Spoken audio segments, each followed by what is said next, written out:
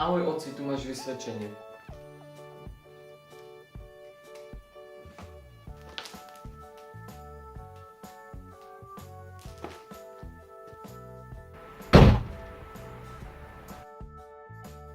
Ahoj mami, tu máš vysvedčenie.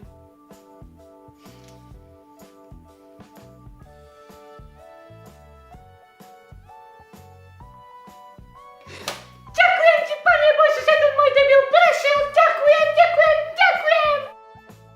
Ahoj oci, mám taký problém. Prepadol som z 2 predmetov. Ale to nevadí, to si opravíš. Poď, pokecáme, dáme si spolu. Všetko bude dobré, hlavne kľud. Ahoj mami, konečne sme dostali vysvedčenia. A ako si dopadol? No, mám tu nejaké jednotky, dvojky a 1 štvorku. To si so mňa robíš srandu? To si tu len tak prídeš a povieš mi, že som dostal štvorku, môžeš dostal som štvorku? Pomalku chodíš len chlastajúci, s kamarátmi pri mňa som ťa celý rok nevidela, ale prídeš a povieš mi, mami, dostal som štvorku? Ale veď... Ale aké veď? Veď ja za to vážne nemôžem.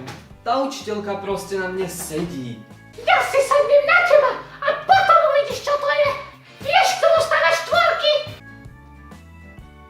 To ani ja, ale Einstein to asi nebol, nemyslíš? Ahoj oci, počúvaj, dostal som vysvedčenie a mám tu nejaké jednotky zo správania, z telesnej výchovy a z výtvarnej výchovy a ďalej sa už nemusíš ani pozerať, to je nepodstatné.